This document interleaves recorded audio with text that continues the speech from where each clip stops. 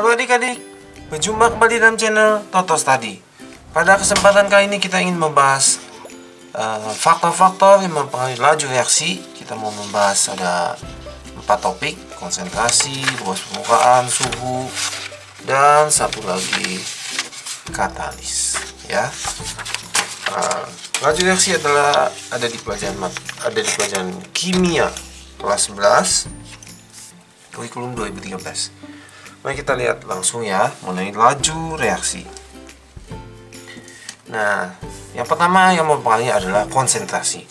Konsentrasi itu maksudnya kepekatan. Nah, biasanya di kimia itu satuannya itu molar, gitu ya.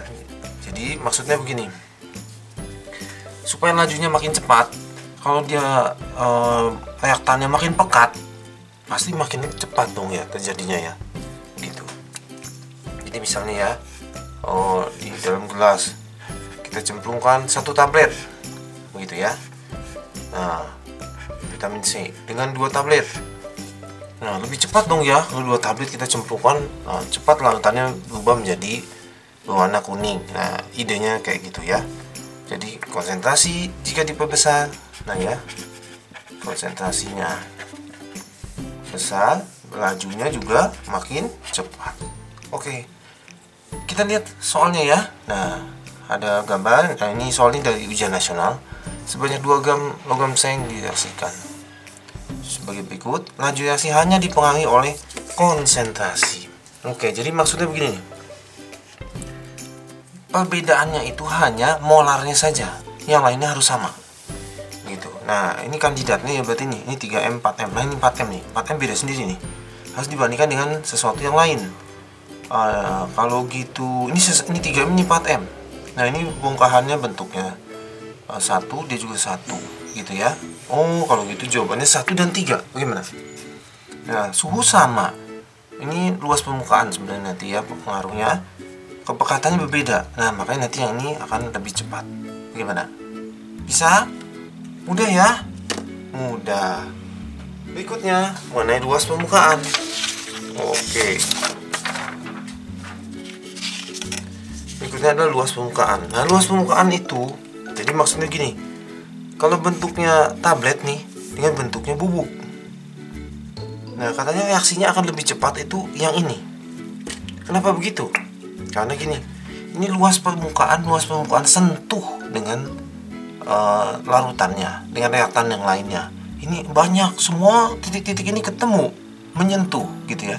Sedangkan kalau yang ini, yang di dalamnya itu harus nungguin sekelilingnya hancur baru dia bisa bereaksi. Jadi ini lebih cepat. Bagaimana sampai sini? Bisa ya? Oke, lanjut ya. Nah, laju reaksi hanya dipengaruhi oleh luas permukaan. Oke, berarti maksudnya yang lain-lain semua harus sama. Suhu sama, kepekatan sama, hanya luas permukaan yang berbeda gitu. Oke, kita cek dulu ya. Ini suhu 25. Ini suhu 25. Kepekatannya sama, 2 molar konsentrasinya. Nah, itu berbeda ya. Ini titik-titik. Nah, ini bentuknya seperti tablet. Kalau gitu 1 dan 2. Bagaimana? Kalau ini bagaimana ini? Ini kepekatannya berbeda dia tuh. Ya, jadi ini mah masalah konsentrasi. 1 dan 2. Oke, bisa ya? Bisa. Lanjut ya yang ketiga ya. Yang ketiga itu mengenai suhu. Nah, jadi kalau suhu itu idenya begini. Misalnya kita mau melarutkan air gula campur gula pasir campur air. Nah, akan lebih cepat ya kalau airnya itu suhunya tinggi. Langsung terbentuk larutan gulanya gitu ya, cepat. Nah, jadi idenya kalau suhunya tinggi maka lajunya akan lebih cepat begitu. Kalau suhunya rendah, lajunya akan lebih lambat. Nah, makanya kadang-kadang ada peringatan kalau kita minum obat jangan pakai air es begitu ya. Nah, lebih baik dengan air hangat begitu supaya lebih cepat melarut dan obatnya bisa bereaksi. Nah, kira-kira gampangnya seperti itu. Mari kita lihat ya, laju reaksi hanya dipengaruhi oleh suhu. Nah, berarti maksudnya suhunya saja yang berubah, yang berbeda, yang lain-lain harus sama. Nah, gitu. Kita lihat ya pilihan gandanya. 1 terhadap 2. 1 terhadap 2. Oh, 1 terhadap 2 sini ya. Ini suhunya sama. Berarti ini mah bukan ngomongin suhu. Ya, ini ngomongin luas permukaan tuh. Ini titik-titik ini berbentuk tablet. 1 terhadap 3. 1 terhadap 3 suhu berbeda, kepekatan sama, betul. Bagaimana? Coba kita lihat sekali lagi ya. 2 terhadap 3 bagaimana? Oh, 2 terhadap 3 ada 2 faktor. Luas permukaan dan suhu juga beda. Begitu. Jadi dipengaruhi 2. Bisa ya? Oke, mudah ya? Mudah. Kita ke yang keempat, katalis ya. Oke, katalis. Nah, katalis itu definisinya adalah itu suatu zat mempercepat laju reaksi, tapi tidak terlibat atau bukan esensinya gitu ya, bukan esensi reaksi tersebut, reaksi itu. Jadi zat itu membantu gitu. Nah, jadi misalnya ini mah yang mudah saja ya. Misalnya pingin badannya six pack gitu ya. Nah, misalnya untuk membuat six pack harus misalnya saja ya nih, harus sit up 2000 kali misalnya gitu. Nah, ada nggak ya caranya ya supaya nggak usah 2000 kali udah six pack gitu, langsung six pack. Nah, mungkin misalnya gini, oh bisa 500 kali aja sit upnya, cuma dibantu susu merek ini misalnya begitu. Nah, jadi seperti itu kira-kira katalis itu ya. Oke, gitu mudahnya kayak gitu. Mari kita lihat ya. Nah, cara kerjanya katalis itu adalah menurunkan energi aktivasi.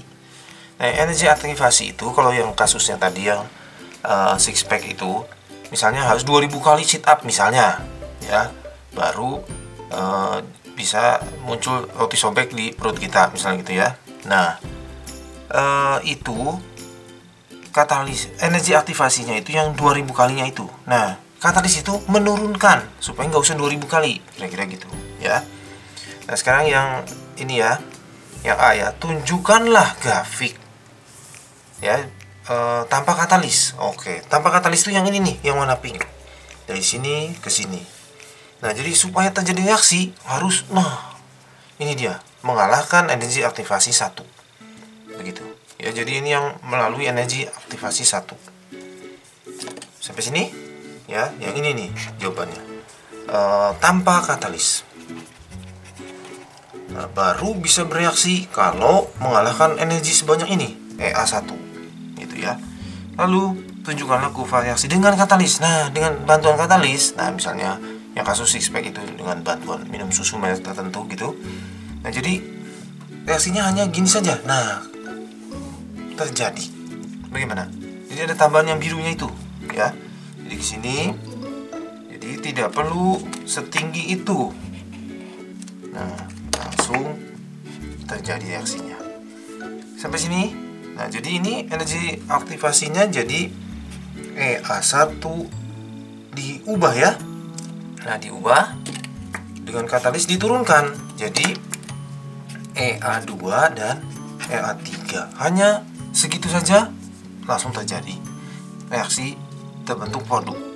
Tentukanlah sifat reaksi itu endoterm atau eksoterm. Nah, begini caranya. Kita lihat awal dan akhirnya. Awal dan akhirnya ya. Nah, ini awalnya kan lebih tinggi ya daripada akhirnya. Nah, kita ingat nih, kalau eksoterm itu delta H-nya minus. Nah, ekso itu delta H minus. Kalau endo delta H-nya plus. Nah, jadi kalau reaksi ini dia kan lebih bawah, berarti jawabannya eksoterm. Kalau endoterm bagaimana? Kalau endoterm itu misalnya gini. Ini reaksinya gini, lalu mengalahkan energi aktivasi. Nah, hasilnya di sini. Jadi lebih tinggi. Nah, tuh lebih tinggi. Nah, itu endoterm. Oke, bisa? Mudah ya? Mudah.